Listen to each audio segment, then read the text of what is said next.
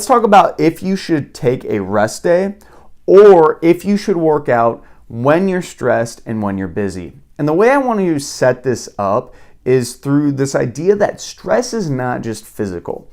A lot of people, when they're starting workouts, look at stress as it's literally just the physical stress of like, oh, I went out for a run. That's stress. That 100% is stress. But that's not the only thing. Stress is also mental. Stress is also emotional. And of course, physical. All of these things can culminate and build up over time. So I look at the stress as like a stress tank. A stress tank. So there might be some times when you're so stressed out physically and emotionally that you can't handle any mental stress. Or maybe you're stressed out mentally and emotionally from work that you can't handle as much of a physical stress from working out. So this is where you really need to have some self-awareness of kind of how you feel when doing your workouts. So let's talk about the case for a rest day or maybe even a rest week. So if you're somebody who's consistently sleep disturbed, you notice you have poor sleep, might be the time to take a rest day. If you always have persistent energy lacking and you feel like you can never get anything done, maybe a time to take a rest day. Do you have more non-physical stress than normal?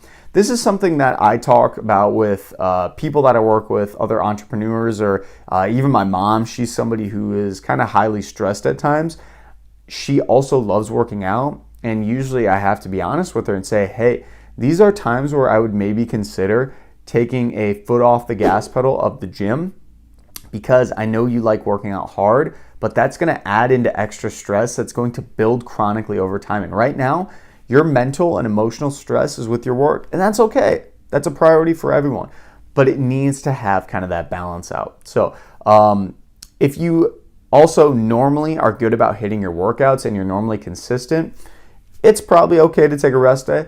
And then also the last thing I want to kind of give to is just this idea of taking a lighter day. Sometimes you don't have to do a complete rest day. A lot of times if I'm feeling like want to take a rest day, I will just do like a light bike ride, like on the stationary bike, or maybe an incline walk, or just some very light resistance training, to kind of raise my heart rate and get some blood flowing.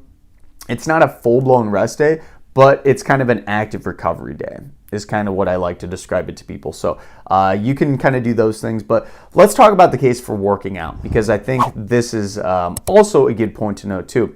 If you are normally somebody who's missing workouts, you probably should just consider working out because you might never be any less tired or any less stressed.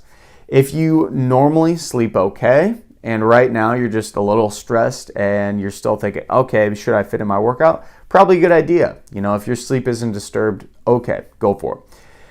If you're somebody who typically gets more energy and you feel better after your workouts, probably a good time to work out, because if you're stressed and tired right now, usually for a lot of people, it gives them a little more energy and can kind of act as a stress reliever.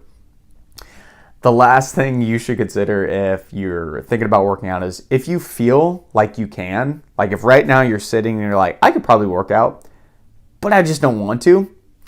Well, let's be honest with ourselves. It's probably a good time to just pat yourself on the back, take a little bit of pre-workout, get some coffee in you, and just do it. Just do it. You know you'll feel so much better after, and that's a big thing when it comes to fitness and health.